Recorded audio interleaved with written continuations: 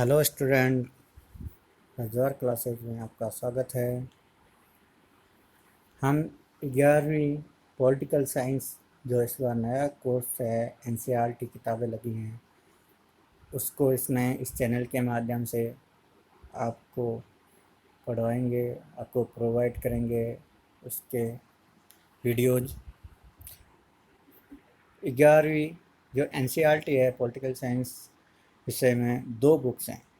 एक है राजनीतिक सिद्धांत और दूसरी है भारतीय संविधान। जो आज हम इस वीडियो में जो बुक हम ले रहे हैं वह है भारतीय संविधान है। इसमें देखो 10 लेसन है। पहला लेसन है संविधान क्यों और कैसे। दूसरा जो लेसन है भारतीय संविधान में अधिकार। तीसरा जो लेसन है चुनाव और प्रतिनिधित्व।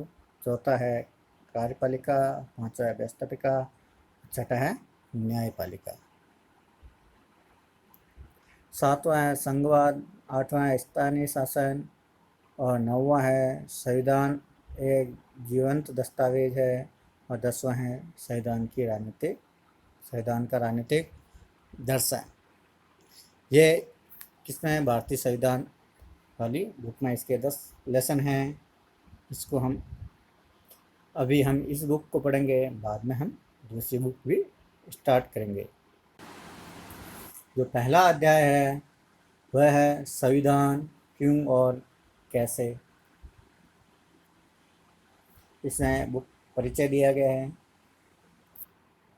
परिचय में क्या बात कही गई है देख लेते हैं थोड़ा जूम करके।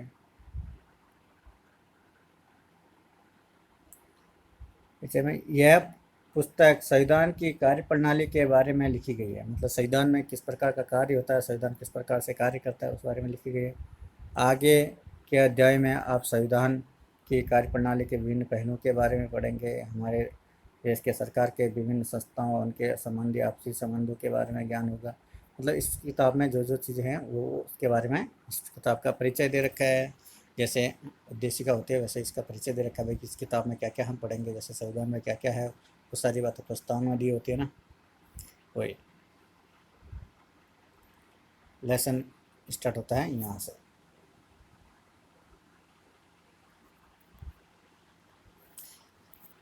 हमें संविधान की क्या आवश्यकता है। पहले क्वेश्चन है बन रहा है कि हमारे संविधान की क्या आवश्यकता है। संविधान क्या है, इसके क्या कार्य होते हैं, समाज के लिए इसकी क्या भूमिका होती है, समाज में किस प्रकार से कार्य करता है, किस प्रकार उपयोगी है, हमारे दैनिक जीवन से संविधान का क्या संबंध है। और इन प्रश्नों के उत्तर इतने कठिन नहीं हैं जितना कि आप सोचते हैं। आपके मन में बहुत सारे प्रश्न उठते होंगे कि ये संविधान क्या होता है, ये कैसे कार्य करता है, हमारे समाज के लिए क्या क्यों ज़रूरी है, इसकी क्या उपयोगिता है, हमारा संविधान के साथ क्या संबंध है। बहुत सारे प्रश्न उठते हैं, इनके उत्तर भी हम इसमें ढूंढते हैं, इसमें दिए हैं। इनके उत्तर देना ज़्यादा कठिन नहीं है। संविधान से जो पहली बात आ रही है सामने, जो पहली बात है वह है कि संविधान तालमेल को बढ़ाता है, आपसी सामंजस्य को बढ़ाता है। कल्पना करें कि आप एक बड़े समूह के सदस्य हैं, मतलब कह रहा है कि कल्पना कीजिए, आप अपने मन में सोचिए कि आप एक बहुत बड़े क्या समूह के सदस्य हैं। जैसे आप कॉलोनी में रहते हो, आप किसी स्ट्रीट में रहते हो तो उसके आप सदस्य हुए, या आप एक छोटा समूह ले लो तो आपका परिवार के सदस्य हुए, आप मोहल्ला आपके मोहल्ले के सदस्य हुए। ये कह रहा है कि कल्पना करें कि आप एक बड़े समूह के सदस्य हैं। यह भी कल्पना करें कि उस समूह की कुछ विशेषताएं हैं। जिस समूह के आप सदस्य हैं उसकी कुछ विशेषताएं होती हैं। अलग अलग प्रकार के उसमें लोग रहते हैं, अलग अलग जाति धर्म विशेष के लोग रहते हैं, उनका खान पान रहन सहन सब अलग अलग होता है। ये उस समुदाय की क्या होती है विशेषताएं होगी। मसलन उस समूह के सदस्य एक दूसरे से अनेक तरीके से भिन्न हैं। जिस समूह में आप रह रहे हो उस समूह में विभिन्न प्रकार के लोग रह रहे हैं। विभिन्न प्रकार के लोग रहेंगे तो उनके विभिन्न प्रकार की रुचियाँ होंगी, विभिन्न प्रकार का खान पान होगा, रहन सहन होगा, हर चीज़ में क्या अंतर आपको देखने को मिलेगा।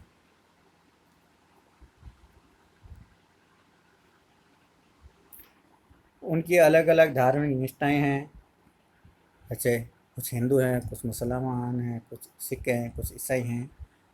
ऐसा एक समाज में रहोगे तो विभिन्न प्रकार के लोग रहेंगे, और विभिन्न प्रकार के लोग रहेंगे तो विभिन्न उनके संप्रदाय होंगे। उनमें कुछ हिंदू, कुछ मुसलमान, कुछ ईसाई, और कुछ ऐसे भी हैं जो किसी धर्म को नहीं मानते। कुछ हिंदू धर्म के पक्ष में होंगे, कुछ मुस्लिम धर्म के पक्ष में होंगे, कुछ ईसाई के होंगे, कुछ बौद्ध, जैन, बहुत सारे। ये तो एग्जाम्पल है कि किसी भी धर्म के भी हो सकते हैं।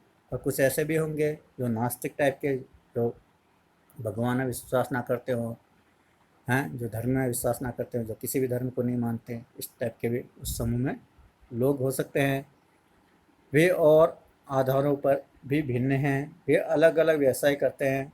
कुछ उसमें टीचर होंगे, आपकी गली में देख लो, आपके मोहल्ले में देख, आपकी कॉलोनी में देख लो, कुछ टीचर होंगे हैं, कुछ एलडीसी होंगे, कुछ कोई बड़ी पोस्ट पे होंगे, कुछ पुलिस में होंगे, तो विभिन्न, कुछ किसान होंगे, कुछ श्रमिक होंगे, तो विभिन्न व्यवसाय करने वाले लोग हो सकते हैं आपके उस बड़े से समुदाय में। उनकी भिन्न भिन्न योग्यता भी होगी। अगर विभिन्न प्रकार के व्यवसाय करते हैं तो उस व्यवसाय के अकॉर्डिंग उनकी योग्यता भी होगी, और विभिन्न प्रकार की योग्यता होगी। योग्यता, कुछ शारीरिक क्षमता ज़्यादा होगी, किसी में बौद्धिक क्षमता ज़्यादा होगी। अलग अलग शौक भी रखते होंगे, उनके शौक भी डिफरेंट होंगे, अलग अलग हॉबियाँ होंगी उनकी। और सिनेमा से लेकर किताबों तक उनकी पसंद भी अलग अलग होगी, अलग अलग है। अब इतना बड़ा समुदाय में इतने प्रकार के लोग रह रहे हैं, उनके शौक अलग हैं, उनके हॉबीज़ अलग है, उनका खान पान, रहन सहन, धर्म, जाति सब अलग है। तो वो कह रहे हैं सिनेमा से लेकर भी किताबों तक, किसी को किताबें पढ़ने का शौक़ होगा, किसी को फिल्म देखने का शौक़ होगा, किसी को किसी राइटर की किताब अच्छी लगेगी, किसी को किसी लेखक की किताब अच्छी लगेगी, तो किसी को किसी अभिनेता की फिल्म अच्छी लगेगी, किसी को उसकी नहीं लगेगी। जरूर नहीं कि सबको एक की अच्छी लगे, एक की खराब लगे। तो अलग अलग लोग रहेंगे तो अलग अलग उनकी पसंद भी होंगी।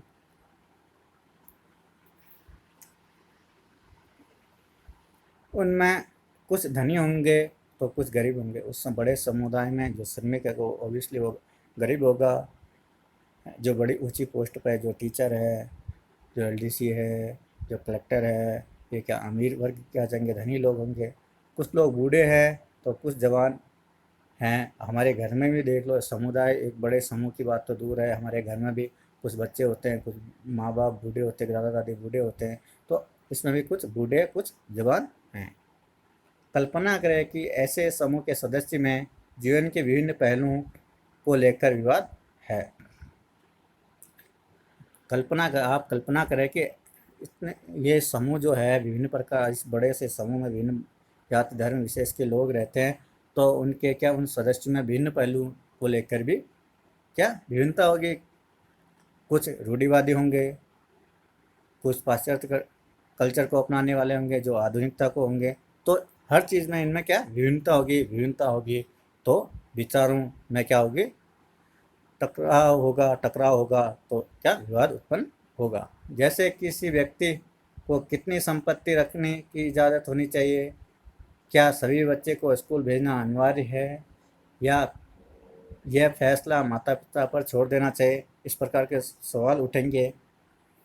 इस समूह को अपनी सुरक्षा के लिए कितना खर्च करना चाहिए, इसकी जगह उसे बहुत सारे पार्क बनाने चाहिए। क्या इस समूह को अपने कुछ सदस्यों के विरुद्ध भेदभाव करना देना चाहिए। मतलब यह समूह कह रहा है इस समूह के क्या कुछ सदस्यों के कुछ जाति वर्ग से क्या भेदभाव करना चाहिए, या इस समूह को कहाँ पर पार्क, कितने पार्क बनाना चाहिए, बच्चों को सभी बच्चों को स्कूल भेजना चाहिए, या इन माता पिता पर छोड़ देना चाहिए। मतलब कुछ नियम होने चाहिए, मतलब कुछ नियम हैं या नहीं है, ये सारी बातें ये पूछ रहे हैं। लेकिन अपनी भिन्नता के बावजूद भी भिन्न भिन्न लोगों इनमें से प्रत्येक का प्रश्न अलग अलग उत्तर देंगे। प्रश्न पूछते जाओगे तो हर किसी के उत्तर भी अलग अलग होंगे। कुछ कहेंगे भाई हाँ, माता पिता पर अधिकार छोड़ देना चाहिए भाई कि वो अपने बच्चे को स्कूल भेजें या नहीं भेजें, या कहीं जॉब में भेजें, या कुछ घर का काम कराएं। और कुछ कहेंगे कि नहीं भाई, सभी बच्चों को स्कूल भेजना चाहिए। तो हर प्रश्न में क्या लोगों के उत्तर भी अलग अलग आएंगे, क्योंकि विभिन्न प्रकार के लोग रह रहे हैं, तो विभिन्न प्रकार की उनकी सोच होगी। लेकिन अपनी विभिन्नताओं के बावजूद भी इस समूह में को एक साथ रहना है। इतनी सारी विभिन्नताएं हैं इस समूह में कि इनका खान पान, रहन, जाति, धर्म, विशेष भाव, विचार सारे अलग अलग हैं, फिर भी क्या करना है, इनको साथ में रहना है। सदस्य अनेक रूप में एक दूसरे पर आश्रित होते हैं। उस समूह के सदस्य एक दूसरे पर आश्रित होंगे नहीं, क्योंकि अरस्तु ने कहा अगर कोई व्यक्ति अकेला रहता है या तो वो देवता या पशु है। हमें समाज के साथ रहना ही पड़ता है। उनके एक दूसरे के सहयोग की ज़रूरत होती है। उन्हें एक दूसरे के सहयोग की, आपस में सहयोग करने की ज़रूरत होती है, क्योंकि कोई व्यक्ति अकेला नहीं जीवन यापन कर सकता। इस समूह को शांतिपूर्वक एक साथ रहने के लिए क्या करना चाहिए? जो ये बड़ा सा समूह है, इसमें विभिन्नताएं भी बहुत हैं, विचारों में, हर चीज़ में विभिन्नताएं हैं, हर चीज़ में विवाद उत्पन्न हो रहा है, और फिर भी इनको रहना क्या है, साथ में ही है। तो अब ये साथ में कैसे रहेंगे? अगर ऐसे ही साथ में रखोगे तो क्या अराजकता का वातावरण होगा, लड़ाई झगड़े होंगे। तो और इनको शांतिपूर्वक तरीके से रहना है, एक साथ रहना है और शांतिपूर्वक तरीके से रहना है। तो वो शांतिपूर्वक तरीके से कैसे रहेंगे?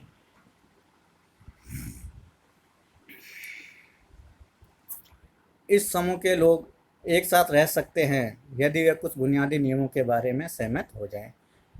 जो विभिन्न प्रकार के जो लोग रह रहे हैं एक बड़े से समुदाय में, वो एक साथ रह सकते हैं और वो भी शांतिपूर्वक तरीके से। जबकि वह कुछ नियमों का पालन करेंगे, कुछ बुनियादी नियमों को वो मानेंगे, तो वो एक साथ शांतिपूर्वक तरीके से रह सकते हैं। इस समूह को ऐसे नियम क्यों चाहिए? कल्पना करें कि ऐसे बुनियादी नियमों के अभाव में क्या होगा। आप खुद सोचो, किसी बड़े से समुदाय में विभिन्न प्रकार के लोग रहते हैं, विभिन्न जाति धर्म विशेष के लोग रहते हैं, विभिन्न सोच के लोग रहते हैं, और वहाँ पर कुछ भी नियम ना हो और किसी बात पर भी डिस्कस करेंगे तो उनमें क्या होगा, विवाद उत्पन्न होगा, और कुछ भी नियम नहीं होंगे, अभाव होगा नियमों का। तो वहाँ पर क्या हो जाएगा, अराजकता का वातावरण हो जाएगा, और उसमें क्या होगा, जो शक्तिशाली होगा उसकी बात मानी जाएगी, वही क्या उन पर दबाव डालेगा। प्रत्येक सदस्य को अपने असुरक्षित महसूस करेगा। प्रत्येक सदस्य जो है अपने आप को क्या असुरक्षित महसूस करेगा, क्योंकि उससे यह मालूम नहीं होगा कि समूह के सदस्य एक दूसरे के साथ कैसा बर्ताव करेंगे। क्योंकि जो व्यक्ति है, अगर उनमें ये नियम नहीं होंगे, नियमों का अभाव होगा, तो क्या उनको ये पता ही नहीं होगा कि हमें एक दूसरे के साथ कैसा व्यवहार करना है। जो उनके मन में आएगा वो वैसा व्यवहार करेंगे, अगर नियम नहीं बनाए जाए तो। और इसका किस चीज़ पर अधिकार है, किस व्यक्ति का किस चीज़ पर अधिकार है, उनको ये भी पता नहीं होगा।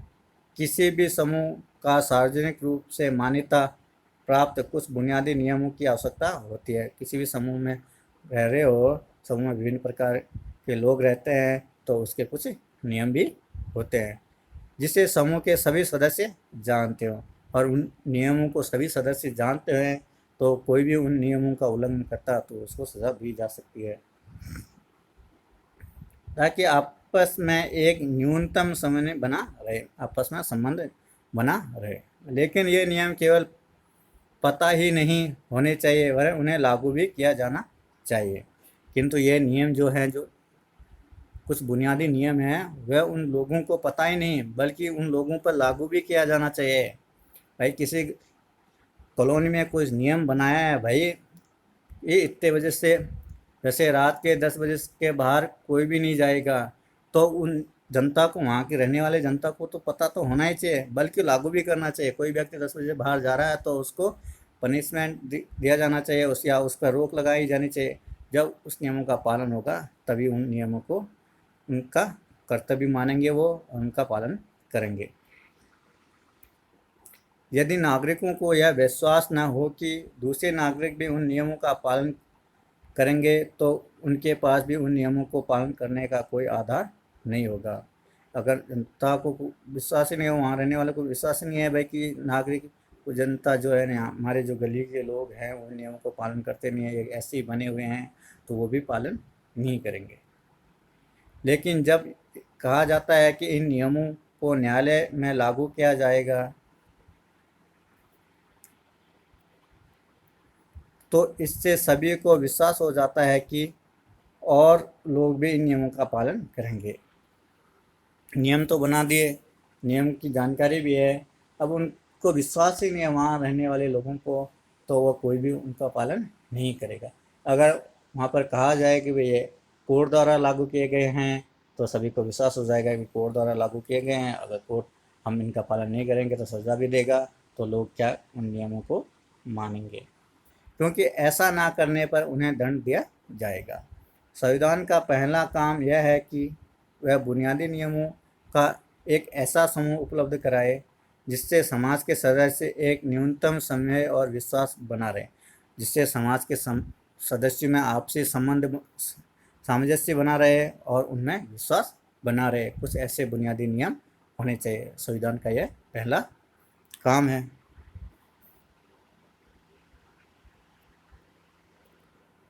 अब ये खुद करें और सीखें। अब इसको हम अपनी क्लास में भी लागू कर सकते हैं। पुस्तक के इस भाग में दिए गए विचारों का अपनी कक्षा में प्रयोग करें। पूरी कक्षा वाद विवाद करके उन निर्णयों पर पहुंचे की कोशिश करें और जो इस सत्र में सभी को लागू होंगे।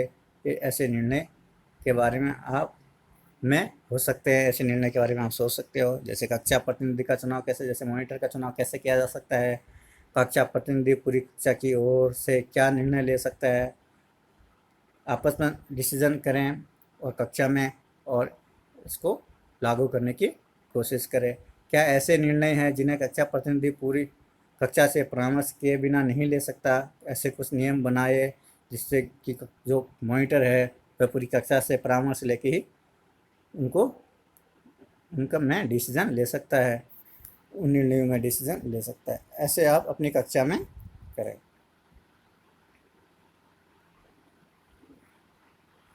अब है निर्णय लेने की शक्ति की विशिष्टताएं या विशेषताएं। तो इसको हम नेक्स्ट वीडियो में पढ़ेंगे।